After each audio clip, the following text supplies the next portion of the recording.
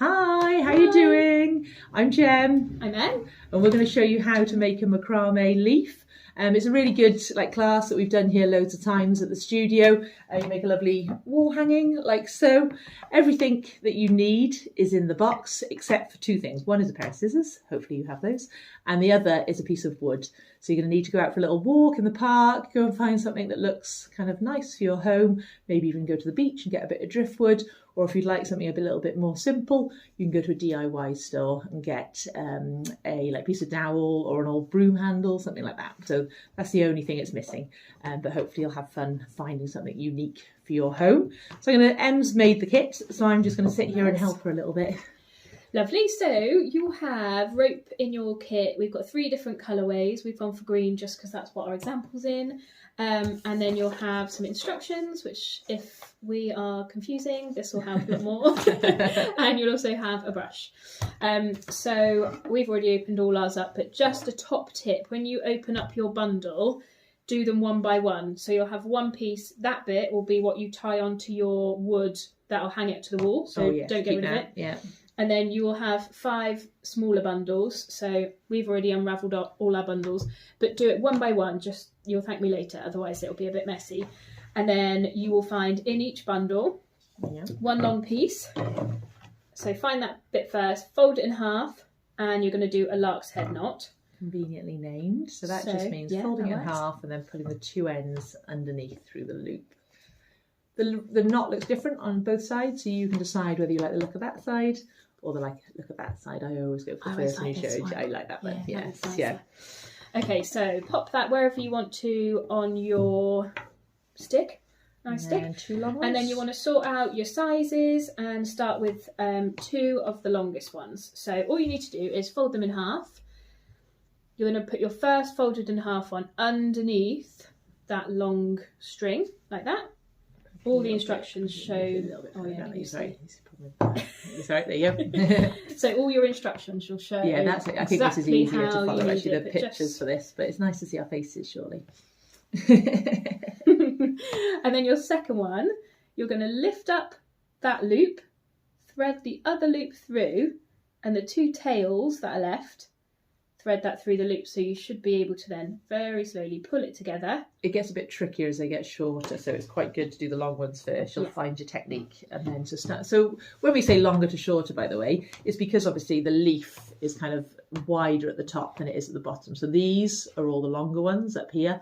Then there's the medium ones, and then there's the short ones at the bottom. It won't obviously make a perfect shaped leaf by the time you attach them all. You're going to be responsible for cutting those lovely curved edges. But another thing you could do is if you wanted to make a feather wall hanging, is hang them the other way round. So start with your short lengths, do your medium and then your long, and then cut them the other way round. So yeah, we look forward to seeing how you... Yeah, and everyone's looks different because it just depends what kind of leaf you're going for. I've seen some quite nice, the heart-shaped leaves. Oh, that's nice, yeah. Yeah, they look nice. So you can have a play and try out different things. It's very forgiving, so don't feel like, when it's great. You don't have to be a new Well, we just actually made a video and it went a bit wrong, so we just took it apart and started again, so that's fine.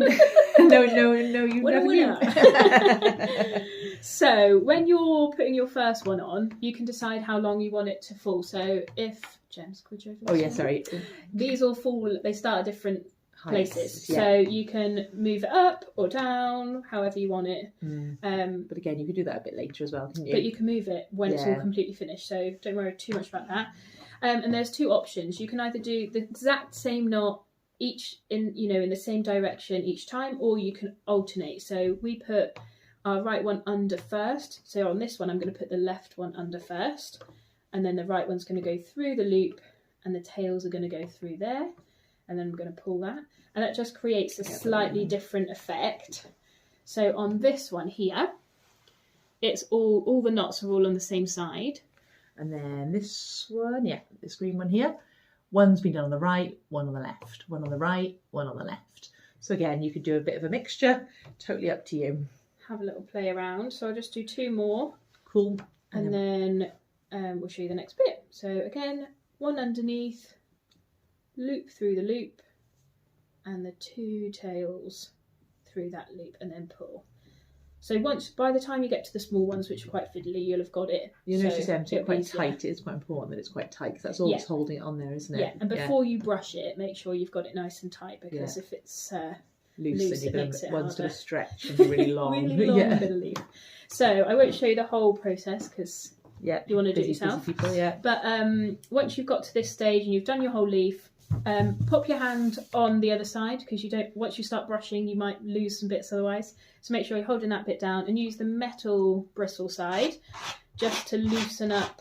Yeah, I find that like untwist them, which is that's good technique. Give the mascara technique. Yes, yeah. Give that a nice little brush until it's all kind of fanned out. Nice. And then you can always use that one to. This one is good. I haven't It's used nice. this side Haven't you before. really? Oh yeah, no, It's quite flat. Yes. I feel like two little old grannies. Yeah, so excited. Fab. So you'll see it is quite Nice wonky, fluffy, but nice and fluffy. So do that on both sides, and then I tend to give it a bit of a trim just so it's roughly in the shape of the leaf. Yeah, because when you do the next stage, then you can tidy it up. You can tidy it up. It's a bit like a fringe. You're going to be tidy it and tidy it, but just don't jump in with a shortcut. Oh no! Otherwise, you're going to end up with a. Just give yourself a nice rough shape. If you're not sure what to do, get yourself a piece of A4 or A5 or something. Cut yourself a template kind of, and then you can use it for each one if you'd like as well. Yeah. Fab. Do you want to do the next? Yeah. Bit? So there's obviously, as it is, it wouldn't actually stay like this. So you need to make sure that you kind of hold it in place. In workshops, we've actually used like a little bit of hairspray, and also sometimes we use like a little bit of PVA glue and then attach it. But that obviously over time just kind of droops again. So we've given you a sticky piece of double-sided tape. Yours is a bit bigger than this.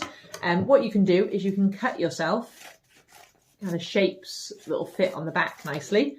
So you can just cut two. I'm going to curve them out a little bit. Obviously we haven't currently got like anything that looks like a leaf, but something like that, kind of almost like a shield when you put them together.